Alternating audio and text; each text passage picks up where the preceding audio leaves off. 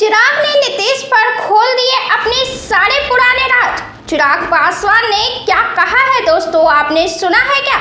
नीतीश कुमार को लेकर चिराग ने बड़े गजब की बात कह दी है। नीतीश कुमार को खुश कर रहे हैं चिराग पासवान या पीएम मोदी के इशारे पर चल रहे हैं? अपना व्यू कमेंट बॉक्स में जरूर डालें। अब देखिए, बस कुछ दिनों पहले ही चिराग पासवान और नीतीश कुमार के बीच सीटों को लेकर जो विवाद सामने आया है, उसे गुजरे हुए अधिक दिन नहीं हुए हैं। अब चिराग पासवान ने ऐसा बयान दे दिया है जिसे सुनकर सबके कान खड़े हो गए हैं।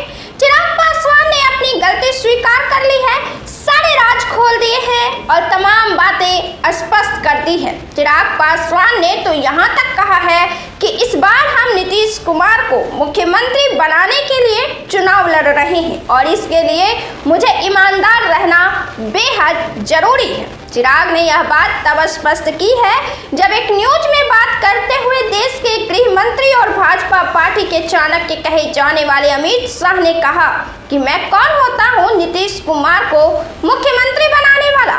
अब चिराग पासवान ने नीतीश कुमार के सामने निर्दोष बनने की कोशिश की है, या यूं कहें कि अपनी मजबूरी नीतीश कुमार के सामने और जनता के सामने रखा है और उम्मीद किया है कि राजनीति में और जनता के बीच उनकी मजबूरियों को समझते हुए उनकी गलतियों को नजरअंदाज कर दिया जाए।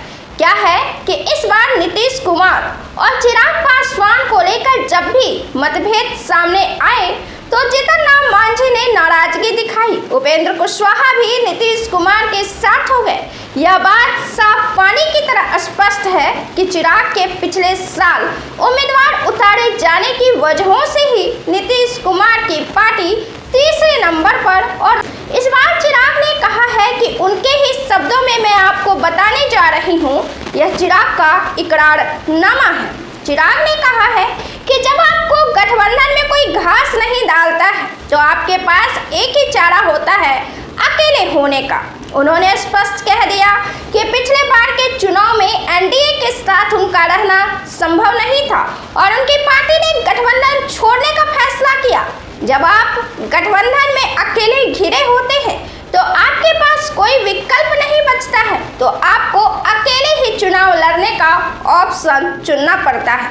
मेरे पास महागठबंधन में शामिल होने का विकल्प था और यह बात चिराग पासवान बिल्कुल सही कह रहे हैं, क्योंकि राजनीति में कभी किसी के लिए आमतौर पर दरवाजे बंद नहीं होते। और दूसरी बात कि तेजस्वी यादव के साथ चिराग पासवान की नजदीकियां काफी अच्छी भी रही है। उनके तस्वीरों की चर्चा अक्सर मीडिया की सुर्खियों में हुआ करती थी, लेकिन फिर भी चिराग पासवान ने महागठबंधन में जाने का फैसला नहीं किया। चिराग पासवान ने कहा कि वे नरेंद्र मोदी के प्रति इतने समर्पित थे कि गठबंधन छोड़ने के बाद भी ना तो महागठबंधन में शामिल हुए और ना ही भाजपा के खिलाफ में कोई उम्मीदवार उतारे।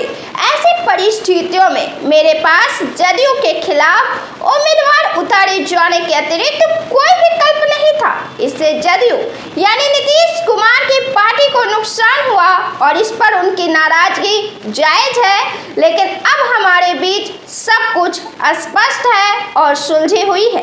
चिराग ने इन तमाम परिस्थितियों में अपने चाचा को दोषी ठहराया है, प्रत्यक्ष तौर पर नहीं लेकिन अप्रत्यक्ष तौर पर ही उन्हें कटघरे में खड़ा किया है। उन्होंने कहा है कि अब मेरे चाचा पशुपति पारस को एहसास हुआ होगा कि जब आप गठबंधन में इस कदर घिरे होते हैं कि आपके पास कोई विकल्प नहीं बचता, तो आपके पास अकेले चुनाव लड़ने का ऑप्शन बचता है। आज जब उनकी पार्टी चुनाव लड़ रही है तो उनको एहसास हुआ होगा कि जब गठबंधन में आपको कोई महत्व नहीं दिया जाता है तो आपके पास अकेले लड़ने के अतिरिक्त कोई चारा नहीं होता है। इस वीडियो में दोस्तों इतना ही। बहुत बहुत धन्यवाद।